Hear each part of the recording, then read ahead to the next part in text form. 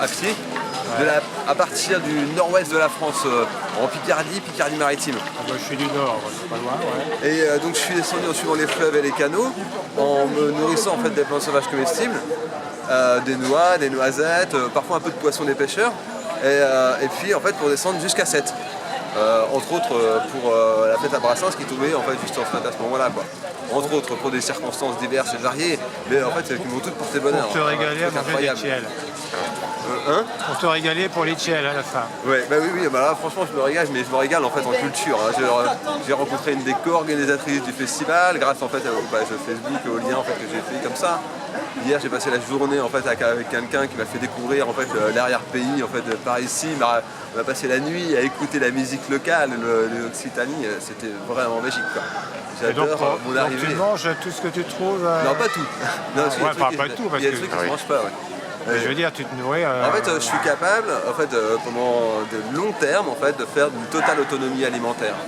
En fait, j'ai appris ça pour essayer de comprendre comment les gens se nourrissaient avant qu'on invente l'agriculture.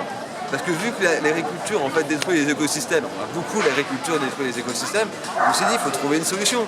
Si c'est pas l'agroécologie, la permaculture, choses comme ça, si c'est pas les clics pour pouvoir faire des pétitions, si c'est pas les bulletins de vote, si c'est pas la manière d'acheter, comment je peux faire? Parce que tout ça en fait c'est usé et ça marche à une difficulté. Donc moi je me suis dit en fait qu'il fallait une solution à portée de main, et la solution à portée de main c'est la cueillette sauvage. Comment se nourrissaient les hommes sauvages? Les hommes avant l'invention de l'agriculture, eh bien c'est avec les ressources de la nature. Et la question c'est de savoir qu'est-ce qui est encore disponible par rapport à ça. Et donc l'idée c'était de parcourir dans un endroit extrêmement simple, l'endroit où tout le monde va, en fait les espaces périurbains, voir quel était le potentiel.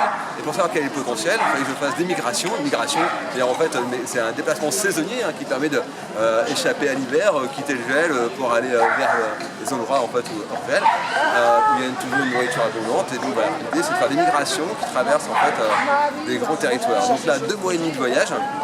Mais mon premier entraînement c'était 6 mois de voyage. Ah, vous n'en êtes pas à la première aventure? Ouais, c'est la deuxième celle-là. Et la première en fait j'avais fait en fait donc pareil en fait de la baie de Somme en Picardie, dans le Pas-de-Calais par là-bas. Et en descendant la longitude, je suis allé jusqu'au Portugal. Et ça m'a fait 2600 km à pied en fait, en tirant une charrette, en mangeant une plus à manger là. Et c'était dur parce que je traversais l'hiver à pied. J'ai dormi sous la tente, sous la corsage gelée.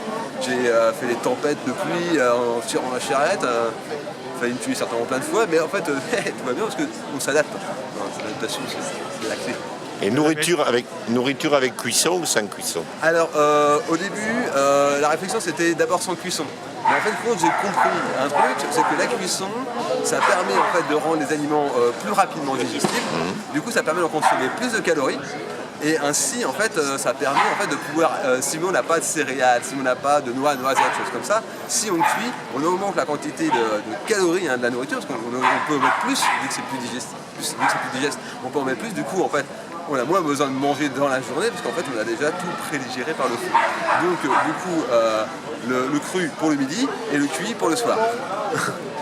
Jamais été malade avec tous les pesticides Alors j'ai été malade une fois en Bretagne, ça c'était sur le premier voyage, à cause d'une cyanobactérie, d'une sorte d'algue là qui y avait dans les étangs, parce qu'en Bretagne il y a beaucoup de porcheries. Et du coup, maladroitement en fait, j'ai fait un nettoyage en fait, dans une eau où il y avait une cyanobactérie, j'ai attrapé une sacrée colique qui m'a duré en fait une espèce de sortie une intoxication alimentaire quoi. Gastro quoi. Violente, tout sortait. On pleure, on se suit les oreilles, du nez, on se suit partout, évidemment gastro, enfin ça part partout quoi, dans tous les sens. 2h30 comme ça, une nuit plombée, plus qu'un tiers de conscience qui m'éveillait quoi. Et le lendemain, nettoyer de toutes mes toxines en super forme. Un truc que j'avais vraiment, je m'attendais pas. Je m'attendais en fait à être fatigué le lendemain, à être épuisé. Non, du tout, pas du tout. J'avais enlevé toutes mes toxines de mon corps, j'étais en super forme. J'ai marché toute la journée sans rien manger du tout, à part boire de l'eau. Et le soir, j'ai remangé. Et c'était ça en fait l'intoxication que j'ai fait en fait, sur le premier voyage. Et l'étude des plantes alors, tout ça pour connaître toutes les herbes et tout? Alors là, j'ai appris. Bon, j'avais quelques bases de connaissances ayant grandi dans la nature, proche de la nature, mais en fait en autodidacte. D'abord, beaucoup de lecture. Ensuite, la rencontre avec un guide nature qui m'a permis de faire mes premiers pas. Les éléments de confiance, reconnaissance des plantes avec lui. Une fois que j'avais la reconnaissance des plantes, la confiance, et bien en fait ce que j'ai fait, c'est que j'ai plongé dans le tap, je me suis mis dans le chaudron. Je me suis mis dans le chaudron, en fait, j'ai d'abord en mode sédentaire, 3 mois et demi en fait, d'autonomie alimentaire pour essayer. Et puis après, en fait, une fois que c'était fait, une fois que c'était complètement acquis, je me suis dit, je vais faire une migration pour voir ce que ça fait, quoi. Et puis j'ai constaté, en fait, en regardant sur internet pour voir si c'était des gens qui l'auraient pu le faire, en fait, que personne s'y était mis. Il y a d'autres personnes qui avaient cette connaissance-là, mais en fait, personne n'avait tenté une migration, donc du coup, je faisais pionnier en fait, de la discipline, quoi. Et donc, est-ce que vous avez expérimenté avec d'autres plantes que celles que vous connaissiez?